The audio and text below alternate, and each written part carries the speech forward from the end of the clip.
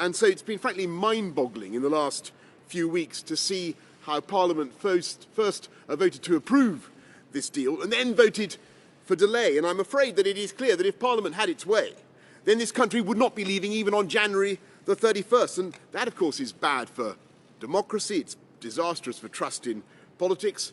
Why should MPs decide that they can cancel the result of a referendum?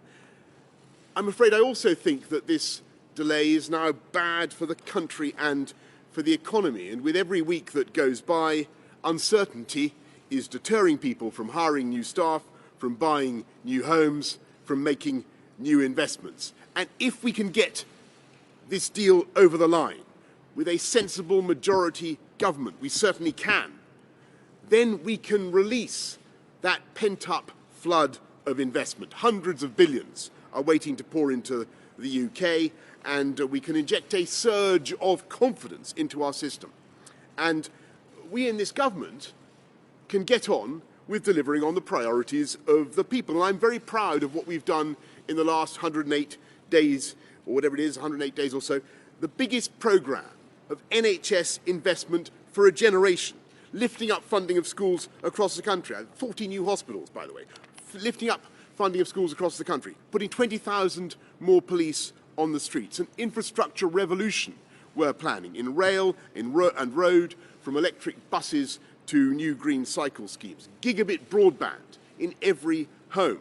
And we have the confidence as One Nation Conservatives to make those investments, not despite our belief in a strong private sector, but precisely because we champion this enterprise economy in the UK. And when people get up at 5 a.m. to get their businesses ready, when they risk their own money or mortgage their own homes to develop a new product or a new venture, when they have the guts to find a new market at home or abroad, we don't sneer at them, we cheer for them and do what we can to help, because we understand that it's only by having a dynamic free market economy that we can deliver on our programme of uniting this country and levelling up with infrastructure, education and technology. And it's only if you have great public services that you can have a successful market economy. So I say, come with us. That's the choice at this election. That's the choice. Come with us, a government that's putting billions into education, or go with Jeremy Corbyn and the Labour Party, because that's the only alternative, who actually want to ban Ofsted that protects kids from bullying in the classroom. Come with us, a government that believes in high wages, is raising the living wage to £10.50, the biggest ever increase, or go with a left-wing Labour Party that believes in high taxes for everyone and that voted under this government for against £7,800 of tax cuts on working people. That's what they did. Come with us, put in a points-based immigration system, or go with Labour and a totally uncontrolled and unlimited immigration system that would put huge pressure on the NHS and other services. Come with us, a government that believes Britain should stand tall in the world, or go with Jeremy Corbyn and the Labour Party, who sided with Putin when Russia ordered poisonings on the streets of Salisbury.